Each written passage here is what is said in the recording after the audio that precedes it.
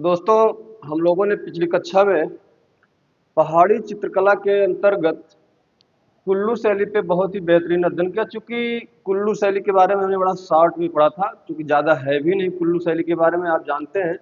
तो जो पहाड़ी चित्रकला है, हमने पहले ही दिन बता दिया था आपको कि इसके अंतर्गत 3 महत्वपूर्ण शैलियाँ हैं जिसको हमें विशेष ध्यान देना है। आपका गुलेर है, कांगड़ा है और बसौली है। ये 3 प्रमुख शैलियाँ हैं जहाँ से क्वेश्चन बनते ही रहते हैं। इसके बाद अदरवाइज अगर हम बात कर लें पहाड़ी चित्रकला के अंतर्गत, तो दोस्तों जैसे आपका कुल्लू है, कुल्लू का अध्ययन हमने कर ही लिया। आज हम उसी की कड़ी में अगला हमारा बिंदु है चंबा शैली। चंबा शैली को देख लेते हैं। इसके बाद एक है मंडी शैली, छोटी सी शैली है, गढ़वाल शैली है। फिर हम थोड़ा सा तुलनात्मक अध्ययन कर लेंगे। फिर धीरे धीरे ये टॉपिक 2 क्लास में आप देखेंगे कि 3 क्लास में समाप्त हो जाएगी। तो नमस्कार, मैं राहुल सर आप सभी का आपके अपने चैनल पूर्वांचल कैरियर क्लासेस पे बहुत बहुत स्वागत करता हूं। दोस्तों आइएगा आइएगा देखते हैं हम लोग टीजीटी पीजीटी कला विषय से संबंधित यहाँ पे किस चित्रकला पे बात कर रहे हैं। पहाड़ी चित्रकला पे बात कर रहे हैं, पहाड़ी शैली के अंतर्गत। पहाड़ी शैली के अंतर्गत दोस्तों हम लोगों का आज का बिंदु है, क्या है? चंबा शैली। हम क्या पढ़ रहे हैं? पहाड़ी चित्रकला के अंतर्गत किस शैली का अध्ययन कर रहे हैं? चंबा शैली का अध्ययन कर रहे हैं। आइए देखिएगा, पहाड़ी शैली। कौन सी शैली? पहाड़ी चित्रकला। पहाड़ी चित्रकला के अंतर्गत दोस्तों हम किस शैली पे बात कर रहे हैं? ध्यान दीजिएगा, चंबा शैली। किस शैली पे? चंबा शैली पे। आइए देखते हैं, आज का हमारा बिंदु है चंबा शैली। चंबा शैली, इसके बारे में बहुत थोड़ा सा हमको जानना, बहुत ज़्यादा नहीं जानना है। चंबा शैली से कभी कभार क्वेश्चन बनते रहते हैं, इसलिए हमने सोचा कि कोई भी शैली ऐसी ना हो, कोई भी मैटर ऐसा ना हो जो छोड़ दिया जाए, क्योंकि प्रश्न कहीं से भी पूछे जा सकते हैं। नंबर ऑफ सीट यानी पदों की संख्या बहुत कम है इस बार, आप जानते हैं। तो पेपर तो थोड़ा सा भाई मॉडरेट या थोड़ा सा हायर रहेगा, थोड़ा लेवल ज़्यादा रहेगा। तो मैं ऐसा नहीं चाहता हूँ कि कोई भी एक क्वेश्चन बाहर से आ जाए। मेरा यही प्रयास है कि 125 क्वेश्चन आते हैं यदि परीक्षा में, तो 125 के 125 क्वेश्चन आपको हमारे पढ़ाए हुए सभी क्लासों में से डायरेक्ट मिल जाए, ये हमारा प्रयास रहता है। और सहयोग आपका रहा तो आप देखेगा निश्चित 125 क्वेश्चन की क्लास, जो सारी क्लासें हो रही है वहीं से मिलेगा आपको, ऐसा मेरा प्रयास है। ये 60 नंबर 60 नंबर की क्लास है। देखिएगा, हम चंबा शैली की बात कर रहे हैं। सबसे सर्वप्रथम दोस्तों हम जान लेते हैं कि पहाड़ी चित्रकला के अंतर्गत एक शैली जो सबके सामने उभर कर आती है, चंबा शैली। एक राज्य हुआ करता था हिमाचल प्रदेश में, चंबा नाम का। किस नाम का? चंबा नाम का एक राज्य हुआ करता था। इस चंबा के नगर में, जो चंबा नाम का नगर था, इस चंबा नगर में पनपने वाली शैली को ही क्या नाम दे दिया गया? चंबा शैली। हम बात कर लेते हैं इसके प्राचीन नाम की, इसके प्राचीन नाम की। दोस्तों आप देखेंगे इस चंबा को पहले यानी बहुत समय पहले, यानी इस प्राचीन काल में इसको किस नाम से जाना जाता था? इस चंबा को दोस्तों हम चंपापुरी के नाम से जानते थे। किस नाम से? चंपापुरी। क्यों चंपापुरी के नाम से जाना जाता था चंबा को? क्योंकि एक सिंघल क्या लिख दिया भाई, एक सिंघल नाम का, सिंघल वर्मन, या किसी किसी पुस्तक में देखेंगे इसी का एक नाम दूसरा दिया रहता है। नाम एक ही है, नाम एक ही है, लेकिन सिंघल वर्मन आपको याद रखना है। या तो सिंघल वर्मन दे दे या तो साहिल वर्मन दे दे। इसी साहिल वर्मन की पुत्री थी। क्या थी? पुत्री थी। कौन? एक चंपावती नाम की। क्या नाम की? चंपावती। और इसी चंपावती के नाम पर क्या नाम पड़ गया उसका? चंपापुरी पड़ गया। और आगे चलकर काल के अनुसार, समय के अनुसार आगे चलकर यही चंपापुरी चंबा नाम से जाना जाने लगा। किस नाम से प्रसिद्धि मिल गई? इसको चंपापुरी को चंबा नाम से प्रसिद्धि मिल गई। आज के समय में इसे किस नाम से जाना जाता है? चंबा नाम से जाना जाता है। और इस चंबा नगर में पनपने वाली, विकसित होने वाली शैली को दोस्तों क्या कहा जाता है? चंबा शैली कहा जाता है। इस बात को याद रखिएगा। अच्छा, एक महत्वपूर्ण बात यह भी है, यह चंबा शैली यह चंबा शैली कला की घाटी के नाम से भी जाना जाता है। किस नाम से जाना जाता है? इसे इसे कला की घाटी भी कहा जाता है दोस्तों। यानी आप देख रहे हैं जम्मू कश्मीर से लेकर हिमाचल प्रदेश होते हुए उत्तराखंड तक ये जो पहाड़ी एरिया है, पहाड़ी क्षेत्र है, इस पहाड़ी क्षेत्र में तमाम प्रकार की शैलियां उत्पन्न हुई, विकसित हुई और उन शैलियों को ओवरऑल एक नाम दिया गया, पहाड़ी क्षेत्र वाली शैलियों को पहाड़ी चित्रकला। उस पहाड़ी चित्रकला के अंतर्गत जो चंबा नगर है, इस चंबा नगर में हमने देखा कि प्राचीन नाम क्या था, कैसे कैसे इसका नाम चंबा पड़ा।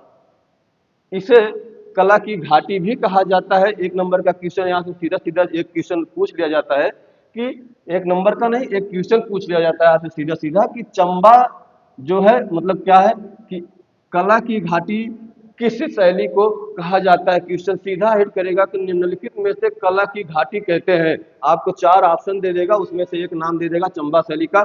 आपको इसी को टिक करके आगे निकल जाना है, अपना एक क्वेश्चन बना लेना है। दोस्तों चंबा शैली का प्राचीन नाम इस तरीके से हुआ। तो हम बात कर रहे थे कि जो चंबा शैली है इसे कला की घाटी भी कहा जाता है। आप देखेंगे 10वीं सदी में 10वीं सदी ईस्वी में इसकी स्थापना इस प्राचीन नाम चंपापुरी की, जो कि सिंघल वर्मन या साहिल वर्मन की पुत्री चंपावती के नाम पर होता है। चंपावती के नाम पर इसका नाम चंपापुरी पड़ा और चंपापुरी के नाम पे ही आगे चलकर इसे चंबा कह दिया गया। क्या कह दिया गया? इस नगर को चंबा कह दिया गया। ये बात एकदम टोंगा में भैया लोग गठिया लिया, बहुत काम की चीज हो। आप देखेंगे कि इस शैली की इसकी अपनी एक निजी विशेषता है। किसकी? इसकी एक अपनी निजी विशेषता है। कौन सी विशेषता है? कि इसमें जो चित्रांकन होता था, चित्रकारी की जाती थी, उसमें राजा के साथ राजा के साथ रानी व रानी सहित ज्येष्ठ पुत्र, यानी जो बड़ा वाला पुत्र होता था, ज्येष्ठ पुत्र के साथ साथ चित्रांकन या चित्रण होता था। इसकी यह एक निजी और सबसे महत्वपूर्ण विशेषता है भैया लोग, मास्टर साहब लोग, हे गुरुजी लोग, आप लोग इजाना हालांकि जानत होगा लेकिन रिवीजन कैला, और जो हमारे भाई बहन न जानत हुई कम से कम ओके तो पता चल जाई कि इसकी एक अपनी निजी व्यवस्था है कि इसमें जो चित्रांकन इस शैली में, किस शैली में, चंबा शैली में किया जाता था। इसमें होता क्या था कि अगर राजा का छवि बनाना हो, राजा का व्यक्ति चित्र बनाना हो, तो राजा के साथ साथ उसकी रानी और रानी के साथ साथ उसका बड़ा वाला बेटा यानी ज्येष्ठ पुत्र का भी चित्रांकन एक ही साथ किया जाता था। इसकी अपनी एक बहुत ही अच्छी और यह निजी विशेषता थी। हम बात कर लेते हैं चंबा शैली के चित्रकारों के बारे में। इस शैली के प्रमुख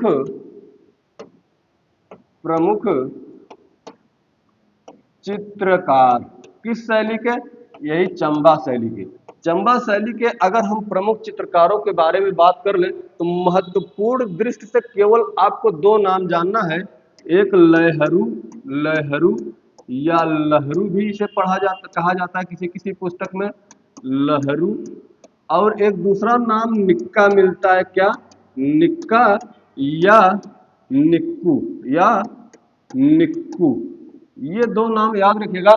इसके बाद भी अगर आप कोई नाम याद रखना चाहें अन्य चित्रकारों के रूप में इस चंबा शैली के, तो नाम याद रखिएगा। एक है ईश्वर, एक है वंशीधर, क्या है? वंशीधर। और एक है कृष्ण, एक है वंशीधर, एक है कृष्ण, एक है ईश्वर, एक है मंगलू। क्या नाम है? मंगलू। एक है हीरालाल, एक है दुर्गा। ये जो महत्वपूर्ण नाम है आपको देखने के लिए मिल रहे हैं कि लहरू या लहरू, निक्का या निक्कू, ये दो नाम तो आपको याद रहना चाहिए, क्योंकि इस चंबा शैली के हमारे भैया लोग, सर जी लोग, मैडम लोग, इस चंबा शैली के दो बड़ा महत्वपूर्ण चित्रकार रहे। एक निक्कू भाई और दूसरे लहरू भाई। लहरू को आप किसी पुस्तक में देखेंगे कि लहरू भी लिखा गया है, तो उस पर मत जाइएगा, आप लहरू या लहरू जानते रहिए। एक निक्का और निक्कू को दोनों नाम एक ही है, अलग अलग पुस्तकों में अलग अलग नामकरण है। हम एक ही नाम लिख के काम चला सकते थे, लेकिन कहीं ऐसा ना हो निक्का लिख के आ गया, भाई हमारा निक्कू पढ़ के गया है, हाँ निक्कू बताया गया है, कहीं तो मास्टर गलत बताया है। तो ऐसा नहीं है, आप देखिएगा, इसके बाद समझिएगा, आप लोग बड़े समझदार हैं, ये तो मुझे पता है। और एक ईश्वर है, वंशीधर है, कृष्ण है, मंगलू है, हीरालाल है और दुर्गा जी है। ये कुछ अन्य चित्रकार हैं इस शैली के, लेकिन आपको लहरू या लहरू, निक्का या निक्कू, ये दो नाम आपको एकदम टोंगा में गठिया चिलखो एक एक जान लीजिए भैया लोग। आगे हम बात कर लेते हैं, अगर हम इस चंबा शैली के बारे में, इसकी एक अपनी बड़ी अच्छी विशेषता और भी है किस शैली, इस चंबा शैली की। इसमें आप देखेंगे कि जो चंबा नगर है दोस्तों, चंबा चंबा नगर आज आज अपनी रूमाल कारीगरी या रुमाल लिख दिए, रुमाल क्या है, रुमाल, यानी रुमाल के लिए यह चंबा एकदम प्रसिद्ध है। वर्तमान में चंबा किस लिए प्रसिद्ध है?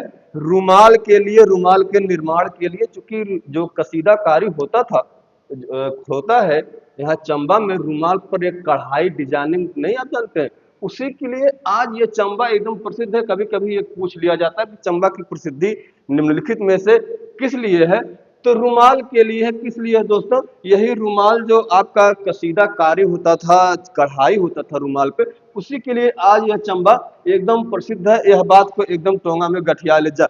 हम कुछ महत्वपूर्ण बात कर लें इस शैली के बारे में। अगर हम कुछ महत्वपूर्ण दृष्टि से देख लें, हम कह सकते हैं कि चंबा चित्र शैली का जो आरंभ होता है वह राजा, आप कह सकते हैं चंबा चित्र शैली का आरंभ राजा राजा उदय सिंह, इसी उदय सिंह के समय में शुरू हो जाता है, आरंभ हो जाता है। चंबा चित्रकला का दोस्तों आरंभ आप देखेंगे तो राजा उदय सिंह के काल में यह शुरू हो जाता है, लेकिन एक नाम मिलता है, क्या नाम मिलता है? राजा उम्मेद सिंह। क्या नाम मिलता है? राजा उम्मेद सिंह। राजा, हालांकि चंबा चित्रशैली का आरंभ, चंबा चित्रशैली का आरंभ राजा उदय सिंह के समय में तो हो जाता है, लेकिन आगे चलकर एक राजा आते हैं जिनका नाम है, गद्दी पर बैठते हैं, जिनका नाम है राजा उम्मेद सिंह। राजा उम्मेद सिंह जब गद्दी पे बैठते हैं तो चंबा शैली जो थी यह एक प्रकार से इसमें बहुत गति आ जाती है, बहुत तेजी आ जाती है, जिसके कारण, चूंकि यह बहुत ही बड़ा कला प्रेमी शासक था। कौन? राजा उमेश सिंह एक बहुत ही महान एवं कला प्रिय शासक था, जिसके कारण आप देखेंगे कि इस शैली में एक नया अध्याय देखने को मिलता है, एक नया अध्याय देखने को मिलता है। किसके कारण? यही राजा उम्मेद सिंह के कारण। जब ये गद्दी पर बैठा तो देखेंगे कि इसने एक अलग ही मोड़ ले लिया चित्रकला ने। किस शैली ने? चंबा शैली ने एक अलग नया मोड़ ले लिया, एक नई दिशा में जाने लगी और उन्नतशील दिशा में जाने लगी, और जिसके कारण एक नया अध्याय देखने को मिलता है। किस शैली में? इसी चंबा शैली में। किसके कारण?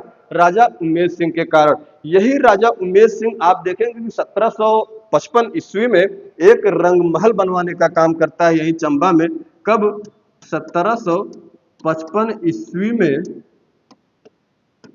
रंग महल क्या बनवाता है? रंग महल का निर्माण करवाता है। कौन? यही दोस्तों आपका क्या नाम है? राजा उम्मेद सिंह। राजा उम्मेद सिंह दोस्तों रंग महल बनवाने का काम करता है और रंग महल बनवाने के साथ साथ उस पर जो है चित्र बनवाने की परंपरा भी स्टार्ट कर देता है। ये बतिया एकदम तोम गठिया ले जाया भैया लोग, मास्टर साहब लोग। देखिए सर, एक चीज तो बता दें,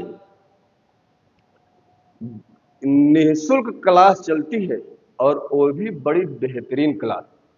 आप किसी अन्य यूट्यूब चैनल से या अन्य किसी कोचिंग जो ऑफलाइन ही चल रही होगी, आप एक बार सारा का सारा मैटर मैच करा के देखिए। अगर उससे बेहतरीन और अच्छा मैटर आपको न मिले तो आप कमेंट सेक्शन में छाप दीजिएगा जो इच्छा होगी। और रहा सवाल पढ़ने पढ़ाने का, मैं रिवीजन करा रहा हूं, एक प्रकार से आपको बहुत बेहतरीन तरीके से समझाने का प्रयास कर रहा हूं। कोई भी सिंगल प्रश्न छूटने नहीं पाएगा, आप इस बात को नोट कर लीजिएगा, यह गारंटी है हमारी। तो राजा उम्मेद सिंह ने 1755 में उसी चंबा में एक रंगमहल का निर्माण करवाया और उस पर चित्रण की भी परंपरा स्टार्ट कर दी, शुरू कर दी इसी राजा उम्मेद सिंह ने। आप देखेंगे कि आगे चलकर जो है इसने अखंड चंडी का भी निर्माण, जो अखंड चंडी का निर्माण नहीं हुआ चंबा में, उसकी आधारशिला रखने वाला जो अखंड चंडी है, अखंड चंडी की आधारशिला भी रखने का काम दोस्तों यह राजा उमेश सिंह ने किया। इबतिया को एकदम ध्यान में गठिया लीजिएगा, एकदम टोंगा में गठिया लीजिएगा। अखंड चंडी का आधारशिला चंबा में रखने वाला राजा यही राजा उमेद सिंह है और कोई दूसरा ना है। ये बात को आपको एकदम टोंगा में भाई लोग गठिया लिया, मास्टर साहब लोग, और कुछ ने कहा। आगे देखेंगे कि चंबा के भित्ति चित्र जो है, इनको अगर प्रकाश में अगर आपसे कभी पूछ ले कि भाई चंबा के चित्रों को प्रकाश में लाने का श्रेय किसे जाता है, तो हमारे भैया कहीं मास्टर बतैले ना रहा। आइए देखते हैं। चंबा शैली को एक बड़ा ही अच्छा विद्वान था, अच्छा ही कलाविद था, जिसका नाम है एनसी मेहता। यही एनसी मेहता ने चंबा चंबा चित्र शैली को प्रकाश में लाने का काम किया। यानी चंबा चित्र शैली को प्रकाश में लाने का श्रेय दोस्तों किसे जाता है? इसी एनसी मेहता को जाता है। और आप देखेंगे कि चंबा शैली के जो सर्वाधिक चित्र हैं, मतलब अधिकाधिक चित्र जो है चंबा शैली के, वे भूरी संग्रहालय, इसके जो चित्र हैं चंबा शैली के, वह भूरी संग्रहालय चंबा और साथ ही साथ राष्ट्रीय संग्रहालय नई दिल्ली में संग्रहित हैं। आप देखना चाहें तो चंबा चले जाइए, वहां पे जो भूरी संग्रहालय नाम का जो संग्रहालय है, उसमें भी सबसे अधिक चंबा शैली के चित्र संग्रहित किए गए हैं। और साथ ही साथ राष्ट्रीय संग्रहालय नई दिल्ली में भी चंबा शैली के जो चित्र हैं आपको देखने के लिए मिल जाएंगे। हम बात कर लेते हैं दोस्तों इस चंबा शैली की कुछ विशेषताओं के बारे में। किसके बारे में? चंबा शैली की कुछ विशेषताओं के बारे में हम बात कर लेते हैं कि क्या प्रमुख इसकी विशेषताएं रही हैं। उसको भी हम एक लाइन में देख लेते हैं कि चंबा शैली की अपनी क्या निजी विशेषता थी, तो हमने देखा, लेकिन कुछ अन्य विशेषताएं भी हैं इस शैली की जिसके बारे में हम जान लेते हैं। आप देखेंगे कि यह शैली जो है चंबा शैली है, यह लोक कला से प्रेरणा पाकर विकसित हुई। कौन सी शैली दोस्तों लोक कला से प्रेरणा पाकर विकसित होती है? यही चंबा शैली। आप ध्यान दीजिएगा कि चंबा शैली लोक कला से प्रेरणा पाकर विकसित होती है। आप देखेंगे कि इस शैली के चित्रों में, इस शैली के आप ध्यान देंगे तो देखेंगे कि इस शैली के चित्रों में, इस शैली के चित्रों में जो रेखाएं हैं, रेखा अति बारीक बारीक तथा आप देखेंगे कि चंबा शैली में जो रेखाएं बनाई गई हैं वह बहुत बारीक और कोमल ढंग से बनाई गई हैं। कैसी? बहुत बारीक तथा कोमल ढंग से बनाई गई या बनी है। यह भी एक अपनी इसकी निजी विशेषता है, बहुत ही महत्वपूर्ण विशेषता है। इसको भी ध्यान दीजिएगा कि जो चंबा शैली है उसमें रेखाएं अति बारीक तथा कोमल ढंग से बनाई गई हैं। आप देखेंगे कि इस शैली में जो मानव आकृतियां हैं वह एकदम खड़ी आकार में बनाई गई हैं।